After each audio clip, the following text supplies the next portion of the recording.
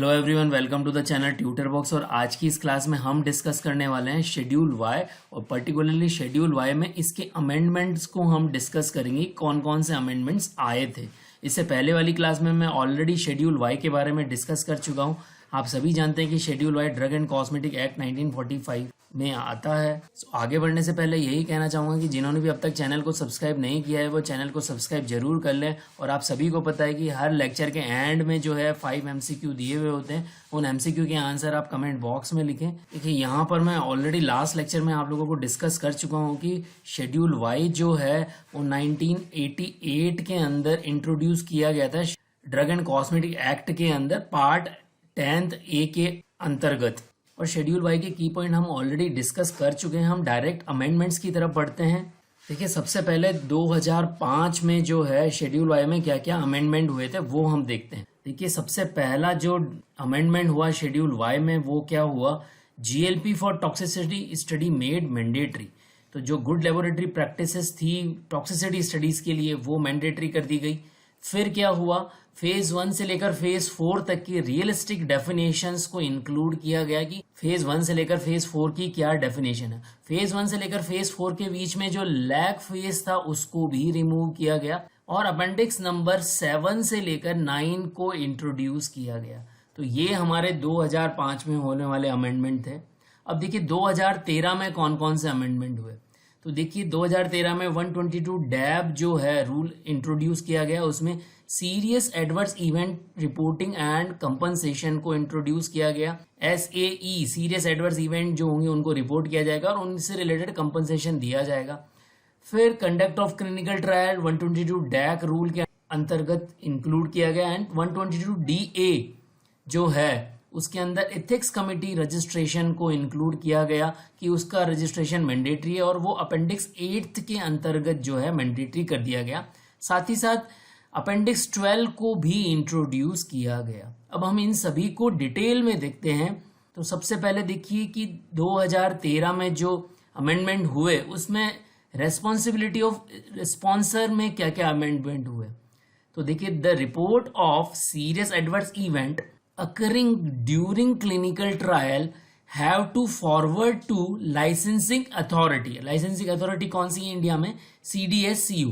मतलब कि जो सीरियस एडवर्स इवेंट हुए हैं क्लिनिकल ट्रायल के दौरान उनको किसको फॉरवर्ड करना होगा, CDSCO लाइसेंसिंग अथॉरिटी को फॉरवर्ड करना होगा within 14 calendar day. But after amendment it is now 10 days। Clear. So पहले क्या था, 14 कैलेंडर डेज के अंदर रिपोर्ट करना होता था, बट अब जो है 10 कैलेंडर डेज के अंदर रिपोर्ट करना होता है। तो ये अमेंडमेंट हुआ टाइम फ्रेम के अंदर। नेक्स्ट देखिए, earlier there was no provision for sending reports of serious adverse event, but now as per the appendix 12 there is a provision for sending reports to expert committee by sponsor. पहले ऐसा कोई provision नहीं था कि जिसमें serious adverse events की report को send करना होता था, बट अब जो अपेंडिक्स नंबर 12 के अकॉर्डिंग प्रोविजन है कि जो सीरियस एडवर्स इवेंट की रिपोर्ट होगी वो जो है एक्सपर्ट कमेटी को सौंप दी जाएगी through sponsor. Then another, earlier there was not clear mention about payment और compensation given by sponsor to subjects in case of injury और डेथ। जो भी क्लिनिकल ट्रायल के दौरान इंजरी और डेथ होते थे उसमें जो भी सब्जेक्ट पार्टिसिपेंट पार्ट करते थे उनके पेमेंट और कंपनसेशन के लिए कुछ भी मेंशन नहीं था। But now it is clearly mention that in case of any type of injury और death the sponsor will be responsible for making payment as per appendix number 12। Clear. तो payment के बारे में मेंशन किया गया है। Then recent amendment in regard of responsibility of the investigator. So prior to the amendment, the investigator send report of all unexpected serious adverse event to sponsor within 24 hours and to ethics committee that accorded approval to the study protocol within 7 working days their occurrence. But now investigator have to send this report to both sponsor and ethics committee with in 24 hours. पहले क्या था, sponsor को ही 24 hours में भेजनी होती थी report, और ethics committee को 7 वर्किंग डेज में भेजनी होती। अब इसको इथिक्स कमेटी वाला जो है उसको चेंज कर दिया गया है, उसको भी हम 24 आवर्स में ले आए हैं। Prior to the amendment there was no such provision that investigator have a responsibility to inform subjects his or her nominee of their right to claim compensation. But now, in case of clinical trial related injury or death, there is a provision. Now, further responsibility of ethics committee. इसमें क्या क्या changes हुए हैं? So prior to the amendment, there was no such provision that ethics committee have to send reports of SAE, serious adverse event, to licensing authority within 21 calendar days. Now this is happening, means nowadays ethics committee are sending their report within 21 days. Now licensing authority decide that amount of compensation after analyzing report of ethics committee and expert committee. Now what happened? Amount of compensation is decided by licensing authority after checking the report of ethics committee and expert committee, and the licensing authority will decide the amount of compensation. Now what is the amendment in the informed consent? So in informed consent process, a new point have included that an audio video recording of informed consent, including the procedure of providing information to the subject and his understanding on such a consent, shall be maintained by the investigator for record. तो अब क्या हो गया, पहले ऐसा कुछ नहीं था कि जो इन्फॉर्म कंसेंट पेशेंट को समझाया गया है उसकी ऑडियो विजुअल रिकॉर्डिंग रखनी होती थी, बट अब जो है ऑडियो विजुअल रिकॉर्डिंग रखनी पड़ेगी इन्वेस्टिगेटर को। तो ये बहुत ही अच्छा प्रोविजन इंक्लूड किया गया है in context of the clinical trial.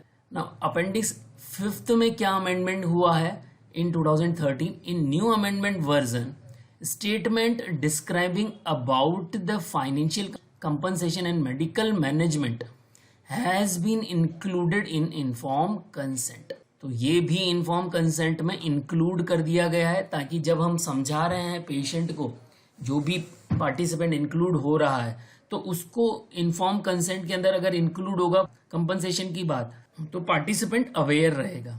Then appendix 8 और अपेंडिक्स 12 में क्या क्या अमेंडमेंट हुए हैं? So prior to amendment in appendix 8 there was not mention regarding the information required for registration of ethics committee, but now this are required. तो अब जो है एथिक्स कमिटी का रजिस्ट्रेशन रिक्वायर्ड है, तो ये अमेंडमेंट हो चुका है। अब देखिए 2014 में क्या क्या अमेंडमेंट हुए हैं। तो 2014 में जो कंपनसेशन दिया गया उसका फॉर्मूला इंट्रोड्यूस किया गया, ठीक है, और सीरियस एडवर्स रिपोर्टिंग की टाइमलाइन जो है वो रीडिफाइन की गई। फर्स्ट जो है वो क्या है, रीनेमिंग ऑफ द कमिटीज। पहले क्या था, new drug advisory committee will be renamed as a subject expert committee. जो न्यू ड्रग एडवाइजरी कमिटी थी उसका नाम बदल कर क्या कर दिया गया, सब्जेक्ट एक्सपर्ट कमिटी कर दिया गया। उसके बाद grounds for banning of marketing drugs वो तैयार किया गया कि किस बेस पे जो मार्केटिंग ड्रग है उसको बैन किया जाएगा। तो वो क्या है, if 2 or more countries take a drug off their market on the grounds of efficacy and safety, then the continued marketing of the drug in India will be considered for examination and appropriate action। अगर 2 country और उससे ज़्यादा country के अंदर कोई drug जो है वो उसकी इफिकेसी और सेफ्टी के बेस पे अगर विड्रॉ कर ली जाती है तो उसको भी इंडिया में रिवाइज किया जाएगा। Then cell created for coordination within institute like ICMR, इसके लिए जो है सेल क्रिएट की जाएगी, जैसे कि ICMR के इंस्टीट्यूट हैं या उससे रिलेटेड इंस्टीट्यूट हैं। Then undertaking to file for marketing approval, that is important, and design of placebo control trial, इससे रिलेटेड अमेंडमेंट हुए हैं। Requirement of trial of generics biosimilars in India, इससे रिलेटेड अमेंडमेंट किए गए। Criteria for deciding ethnicity of new drug, इस point को भी ध्यान में रखा गया। And waiver of clinical trial, इसको इंक्लूड किया गया। Approval of academic clinical trial, देखिए पहले जो स्पॉन्सर और इन्वेस्टिगेटर जो हुआ करते थे वो केवल फार्मास्यूटिकल कंपनी या हॉस्पिटल उससे रिलेटेड थे। अब एकेडमिक इंस्टीट्यूशन यूनिवर्सिटीज को भी इंक्लूड कर लिया गया, जैसा कि यूरोपियन और अमेरिकन कंट्रीज में है। एंड कंपनसेशन फॉर इंजरी और डेथ, उसको भी इंक्लूड कर लिया गया। Then a clinical trial of medical devices, इसको इंक्लूड किया गया। फिर प्रोवाइडिंग एंसिलरी केयर, जो पेशेंट है उसको एंसिलरी केयर जो है प्रोवाइड करानी, उसको इंक्लूड किया गया।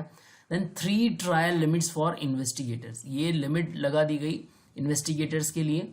And number of phase 3 trial subjects, उसको भी बताया गया अमेंडमेंट के दौरान। तो ये सब 2014 के दौरान जो है अमेंडमेंट हुए हैं।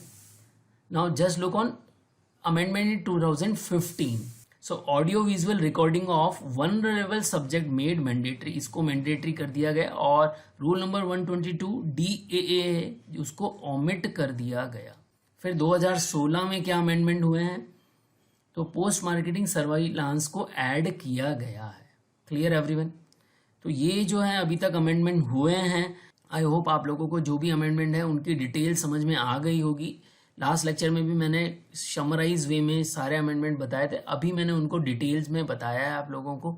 यहाँ पर मैंने कुछ आप लोगों से क्वेश्चन डिस्कस किए हुए हैं, इन क्वेश्चंस के आंसर आप कमेंट बॉक्स में लिखें। और अगर आप लोगों को लगता है कि ये लेक्चर यूजफुल है तो इस लेक्चर को ज़्यादा से ज़्यादा बच्चों तक शेयर करें। जय भारत, जय हिंद।